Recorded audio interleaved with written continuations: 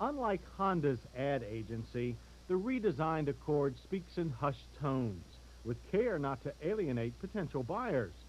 Despite its aerodynamic styling, it still has a conservative look and bears a resemblance to the past Accord.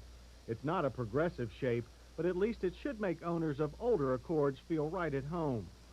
So should the car's paint and the fit of body parts. Quality in our test car was excellent throughout. One of the biggest changes in the Accord is its wheelbase, now measuring 107 inches. That's nearly 5 inches longer than last year's car. Overall length is also increased by about the same. That means more interior room. With it, the front seats have been enlarged and moved forward, leaving more legroom for rear seat passengers. Other improvements include a new dash design. Aside from looking like it came out of a BMW, it's molded in one piece, which should minimize rattles over the life of the vehicle. But some staff members feel that the black dash inserts do not blend well with other interior colors. There's not much new to report here. Gauge faces look about the same as before. We could still ask for readouts for volts and oil pressure. Honda Accord prices start at $12,145. Our test car was the new top model, the $16,595 Accord EX. Surprisingly, seat adjustments are minimal and manual. There's also a wheel for lumbar adjustment. The steering wheel adjusts too, and there's the necessary motorized automatic restraint. We'd prefer an airbag. Mirrors and windows are power operated. A lockout feature ensures the driver will control window use. Other convenience features include easy-to-reach fuel door and trunk releases. Cruise control is part of the package too, conveniently located on the steering wheel.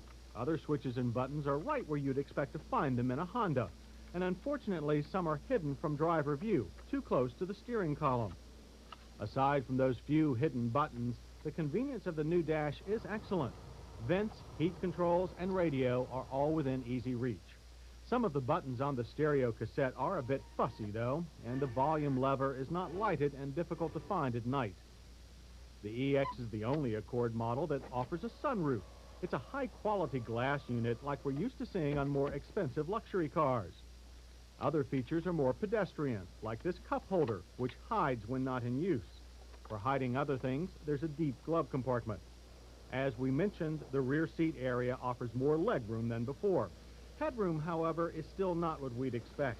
While the EX's sunroof is a space-saving design, it still takes up almost an inch of what's available.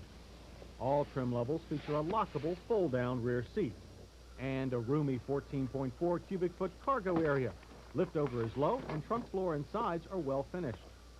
So is this compartment, and it's home to an all-new engine. With 2.2 liters, it makes 130 horsepower and 142 pound-feet of torque. Like so many four-cylinders we're seeing these days, this one has 4 valves per cylinder. Unlike most of them, it uses a single cam to drive the valve. The engine also employs 2 counter-rotating balance shafts to dampen vibration. On cars with automatic transmission, an electronically controlled rear engine mount also squelches low-frequency engine shakes. The result is a smooth acceleration, but not without its share of noise. Our 5-speed manual Accord EX went from 0 to 60 in 8.8 seconds. The quarter mile took 17.2 seconds, ending at 81. Those are good numbers for a car in this class. Unlike most of its competitors, the Accord uses a 4-wheel double wishbone suspension design. Components are all new this year, and to look at them, you'd think they came from a race car. But they don't make the Accord feel like one. Cornering is confident, but body roll and nose plow sap handling spirit. Drivers will appreciate the supple suspension more when the road gets rough, and the Accord soaks up bumps better this year thanks to increased suspension travel. To go with that, the Accord has variable assist power steering. It offers high assist for easy parking at low speeds, and low assist for a solid steering feel at highway speeds. And for decreasing speed, the Accord's brakes have been upgraded too, with larger components. Unfortunately, anti-lock capability is not yet available. Performance, however, is commendable, and the brake pedal requires low effort but maintains a firm feel. The 5-speed Accord EX is EPA rated at 24 city, 30 highway.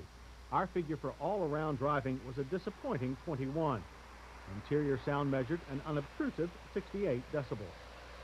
As for our safety check, the Accord fails to have airbags for the passenger or driver, nor does it have anti-lock brakes. It does have shoulder belts for outboard rear seat passengers. Topping our list of hits is the Accord's flawless fit and finish. We also like its improved ride and smooth engine. That's all part of a general sense of refinement that characterizes the car. Misses are for what the Accord is missing. Other cars in its class offer V6 engines and anti-lock brakes as options. The Accord doesn't.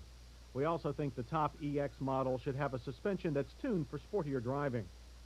Toyota's Camry is priced about the same as the Honda Accord, and it's one of those cars that offers a V6 and anti-lock brakes. However, it has even less inspired looks both inside and out. Chevrolet's Corsica also offers a V6 engine, plus a lower price tag and a sport suspension package.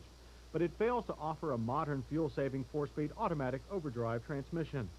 Despite the Accord's omissions, it has something that not all other cars do. There is more to it than the sum of its parts. And if one word characterizes this intangible element, it's smoothness. The Accord goes down like blended whiskey or gourmet ice cream. And that's the thing that will keep buyers coming back.